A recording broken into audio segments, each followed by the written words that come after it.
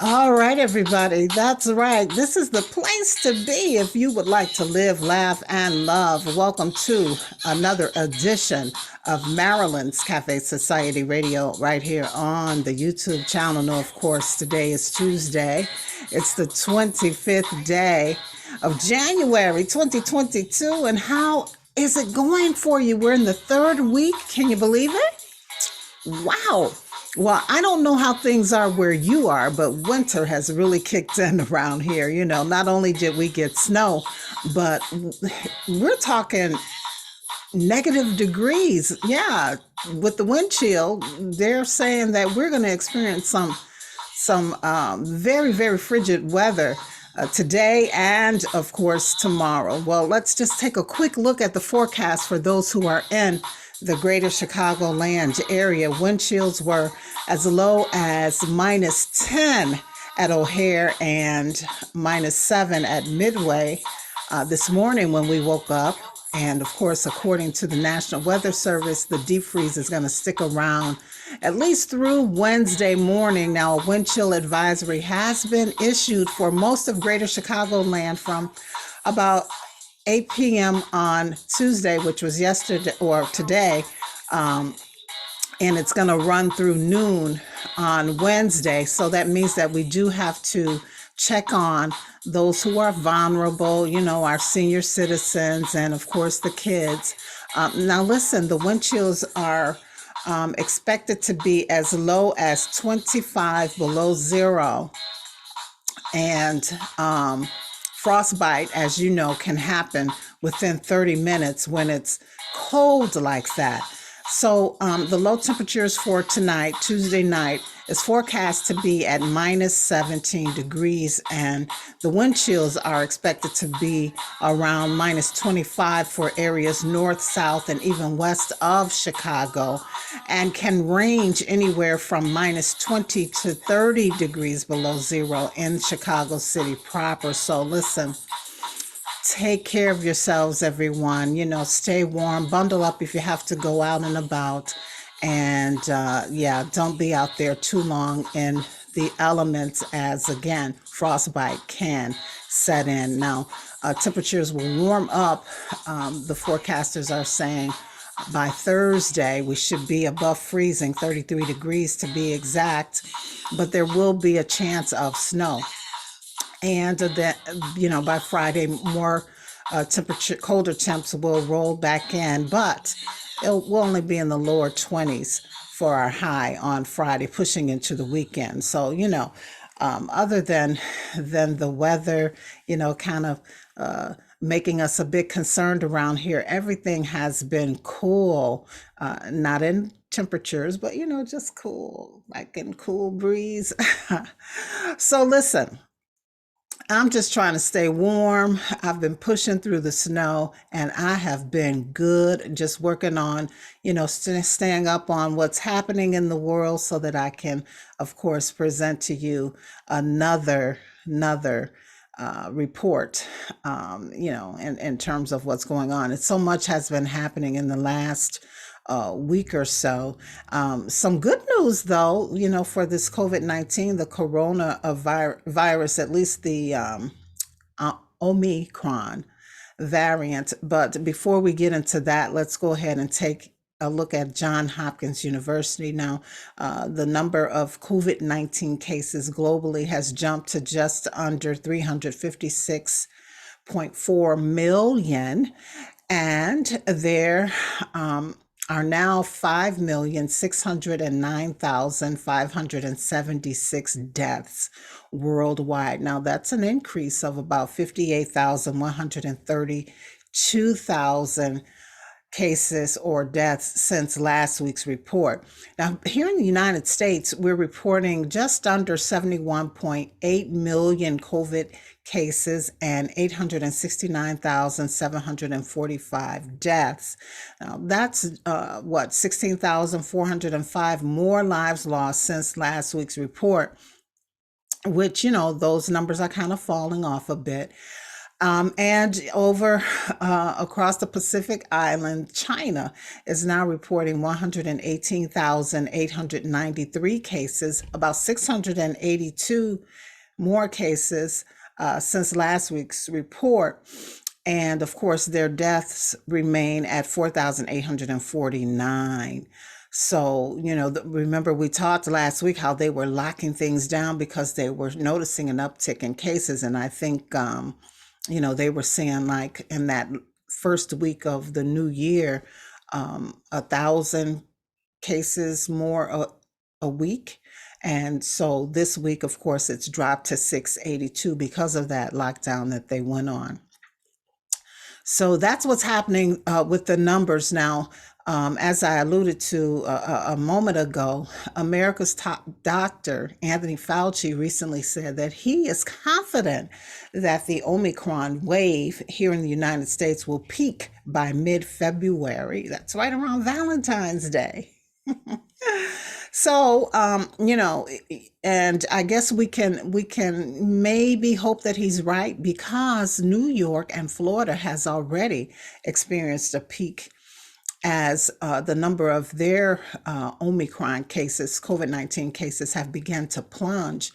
However, other states like Oklahoma and Idaho and Wyoming are still reporting an uptick in new COVID cases. So just, if you're traveling across the country, just beware that other states may be experiencing something different from what your state is. So, as I always say, keep yourself safe, wear your mask, social distance, and stay protected.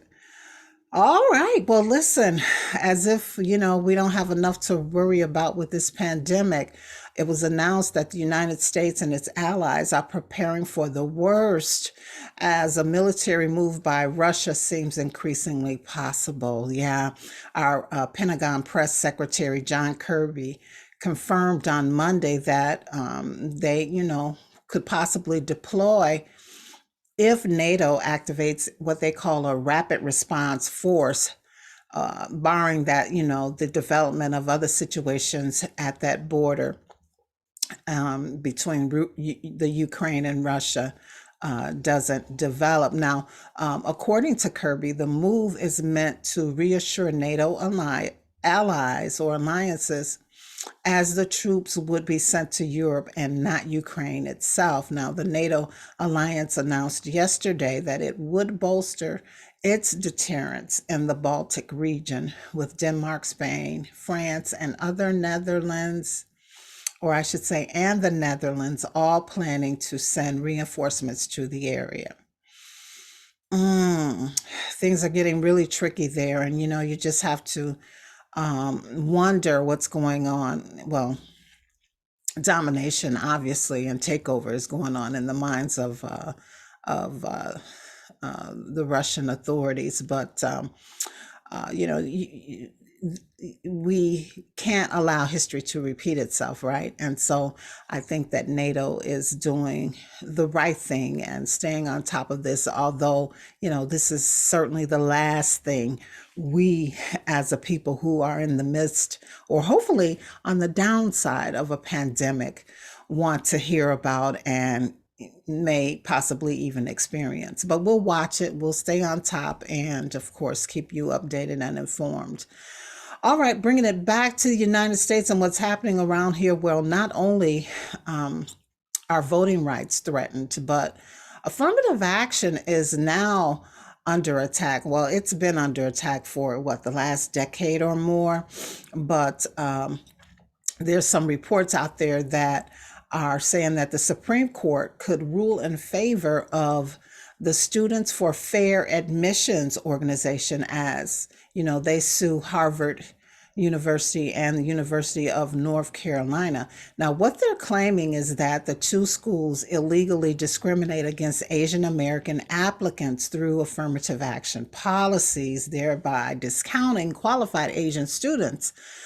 Now, reportedly, the Biden administration had asked the High Court to deny the challenge, but the conservative-leaning court has agreed to take it on. And this could all play out by the fall of this year, everyone. Meanwhile, Harvard has denied the claims, and lower courts have sided with Harvard in previous cases. In the mean in between time, Harvard has also shared that its current freshman class makeup is 52% white, 24% Asian, 11% Black, and 10% Hispanic.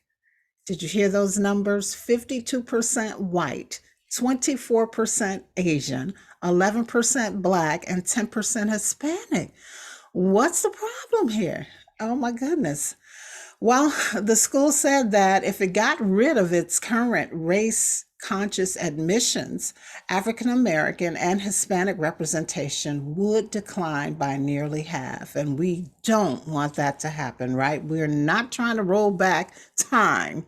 We're trying to be progressive as a country and move forward.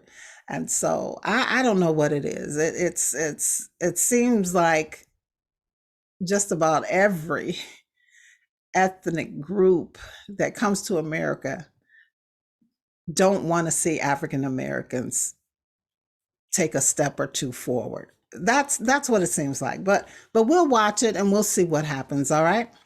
Okay, so in the world of technology, Meta has introduced an AI, also called artificially intelligent supercomputer, that they're saying will be the world's fastest by the time it's complete by the middle of this year. I can't wait to see what that's going to be all about.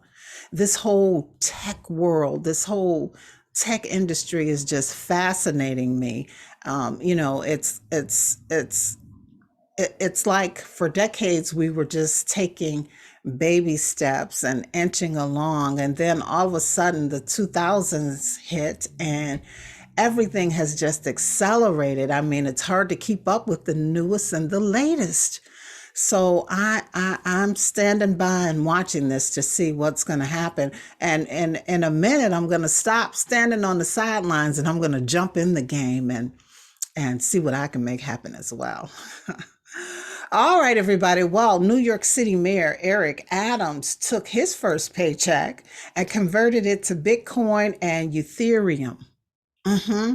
Now, this move partially fulfilled a promise that he made to convert his first 3 paychecks into crypto. And this is all in an effort to highlight his public relations push to turn New York City into the center of cryptocurrency and other financial innovations.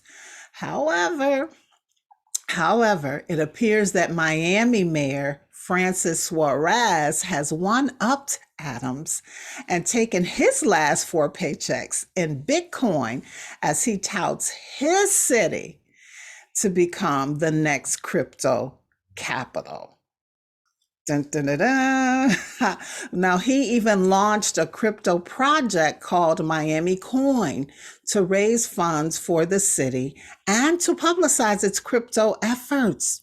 So these mayors seem to be hell-bent on wanting to portray their cities as pro-innovation, particularly to attract new businesses and startups in the fast-growing sectors of crypto and other technologies. Now, by the way, I've been watching this crypto thing. You know, when I first started hearing about it, it sounded like something very foreign and far away, and that you didn't want to touch or get involved in, right? Like it was going to be a fad and then fade away or go away, but it's not. It's growing, everybody, and very quickly. In fact, it's being reported that venture capitalist firms invested $32.8 billion into blockchain and crypto startups in 2021. Now, check this out. That's more than all the previous years combined. So let's stay on top of this and not only watch, but let's get in the game and play a little bit, right? All right, and that takes us to our stock market report. Now, I read that the stock market plunged nearly 1,000 points on yesterday, and it just continued what had been a weeks-long trend before, of course, making its rebound by the end of the day on yesterday. But Right now, here's what's happening as of around 1 o'clock this afternoon on Tuesday, the 25th of 2022.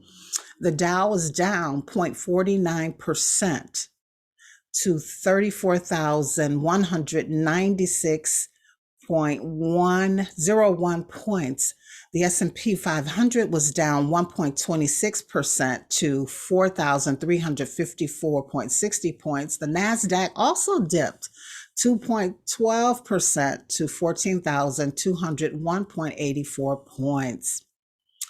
Gold is up, however, $8 to 1,851.30 points per ounce, or dollars per ounce, I should say. And oil is also up $1.18 to $85.25 per barrel. So there you have it. After bouncing back on yesterday, they're dipping again today, but that's the nature of the stock market. It's up and down, up and down. All right. In other news, sadly, celebrated fashion designer Manfred Mugler died on Sunday, January 23rd. He was 73 years old. And of course, the fashion industry insiders called him revolutionary of haute culture, or couture, I should say, and a writer of fashion history who broke the taboos and the codes of the fashion industry without even knowing it. Now, he was into designing clothing as well as fragrances, and one of his fragrances I just love, and that's Angel. I stumbled upon Angel, I think back in the early 2000s, maybe 2001 or so, and just browsing, and noticed the name. Really, the name drew me, Angel, and then I took a sniff and put some on, and just love it. So anyway, we certainly send our condolences out to Terry Mugler's friends, family, fans, and all whose lives he impacted. And then, we heard about former creative director and editor at large of Vogue magazine, Andre Leon Talley. He died late Tuesday, January 18th. And as the tributes poured in on social media, it became clear that he left a huge mark on the industry and those who he met along the way. And of course, the New York Times remembered his long career, trailblazing career, I should say, as a fashion journalist and style icon in his own right, by sharing photos of him over the decades with various celebrities and other fashion industry icons. And then, oh my goodness, friends and fans and even family of award-winning actress and director Regina King became devastated after learning what happened to her son, Ian Alexander Jr., on Wednesday, January 19th, who turned 26 years old on that same day. Of course, he passed away. And for those who didn't know, we learned that he was a musician and a DJ. And so, again, we just send our condolences and sincere thoughts and prayers and wishes and love with her and her family and the family of Andre Leon Talley, and anyone actually who has lost a loved one since the start of this new year. Our deep, sincere condolences are sent to you.